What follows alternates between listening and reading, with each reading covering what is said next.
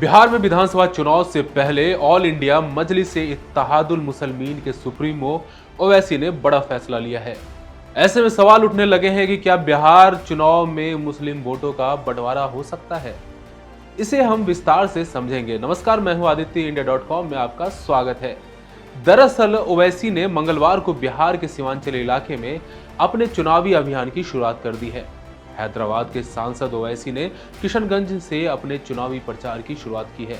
उन्होंने सीमांचल न्याय यात्रा की भी शुरुआत की है। उन्होंने इन सारी बातों का ऐलान अपने सोशल मीडिया मंच से किया है। साथ ही बताया है कि वो कई कार्यक्रमों और रैलियों में हिस्सा लेंगे।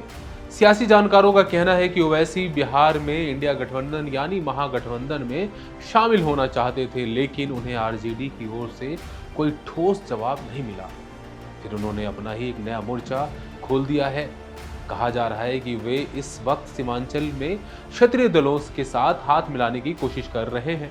हालांकि उनकी पार्टी की ओर से इस संदर्भ में अभी तक कुछ भी आधिकारिक तौर पर नहीं कहा गया है। असदुद्दीन ओवैसी ने बिहार विधानसभा चुनाव के लिए पूरी तैयारी शुरू कर दी है। वे सीमांचल न्याय यात्रा निकाल रहे हैं।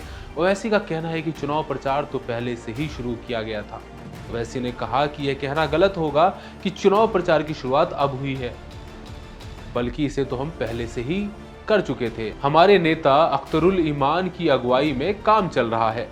अब सीमांचल में हमारी 4 दिनों की यात्रा की योजना है। हम अलग अलग निर्वाचन क्षेत्रों में जाएंगे, जनता से मिलेंगे और जनसभाएं करेंगे।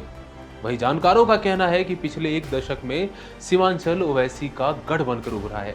इस चुनाव में उनकी जमीन यहाँ जितनी मजबूत होगी, कांग्रेस और आरजेडी को उतना ही नुकसान हो सकता है।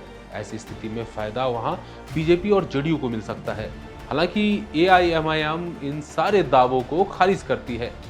जानकारों का कहना है कि ओवैसी की सक्रियता से मुस्लिम वोट बढ़ते भी हैं, तो ऐसा केवल सीमांचल में ही देखने को मिलता है।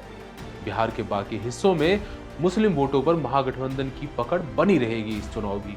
अब देखने वाली बात यह होगी कि किस तरह से ओवैसी बिहार चुनाव में अपनी पार्टी को रफ्तार देते हैं। तो ये थी अभी की एक बड़ी खबर। ऐसी खबरों के लिए India.com के साथ बने रहिए। शुक्रिया।